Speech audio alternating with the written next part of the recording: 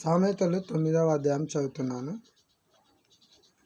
జ్ఞానము నివాసమును కట్టుకొని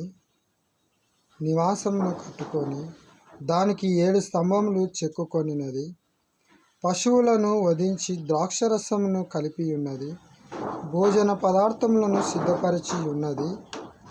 తన పనికత్తెల చేత జనులను పిలువనంపినది. పట్టణమందలి మెట్టల మీద అది నిలిచి, జ్ఞానం లేని వాడ ఇక్కడికి ఎక్కి రమ్మని ప్రకటించుచున్నది. తెలివి లేని వారితో అది ఇట్లనుచున్నది, వచ్చి నేను సిద్ధపరిచిన ఆహారంను భుజించుడి, నేను కలిపిన ద్రాక్షరసమును పానం చేయుడి. ఇక జ్ఞానం లేని వారై ఉండక బ్రతుకుడి. తెలివి కలుగజేయు మార్గంలో చక్కగా నడువుడి.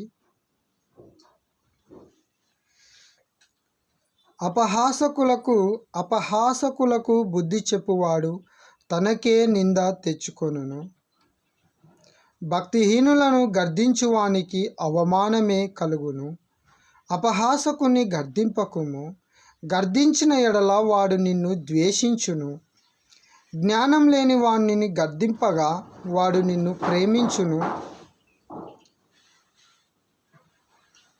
జ్ఞానం గల వానికి ఉపదేశం చేయగా వాడు మరింత జ్ఞానం నొందును. నీతి గలవానికి బోధ చేయగా వాడు జ్ఞానాభివృద్ధి నొందును. యెహోవా యందు భయభక్తులు కలిగి ఉండుటయే జ్ఞానమునకు మూలము. పరిశుద్ధ దేవుని గురించిన తెలివియే వివేచనకు ఆధారము. నా వలన నీకు దీర్ఘాయువు కలుగును, నీవు జీవించు సంవత్సరములు అధికములగును. నీవు జ్ఞానివైన ఎడల నీ జ్ఞానము నీకే లాభకరమగును. నీవు అపహాసించిన ఎడల దానిని నీవే భరింపవలెను.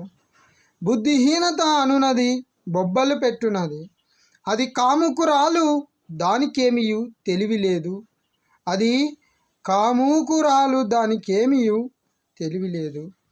అది తన ఇంటి వాకిట కూర్చుండును, ఊరి రాజవీధులలో పీఠము మీద కూర్చుండును. ఆ దారిని పోవారిని చూచి, తమ త్రోవను చక్కగా వెళ్ళువారిని చూచి, జ్ఞానం లేని వాడ ఇక్కడికి ఎక్కి రమ్మని వారిని పిలుచును.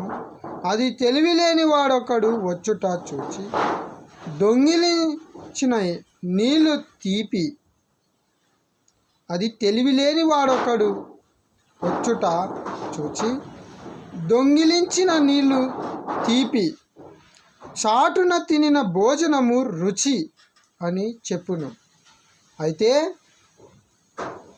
అచట ప్రేతలున్నారనియు, దాని ఇంటికి వెళ్ళువారు పాతాళ కూపంలో ఉన్నారనియు వారికి ఎంత మాత్రమును తెలియదు.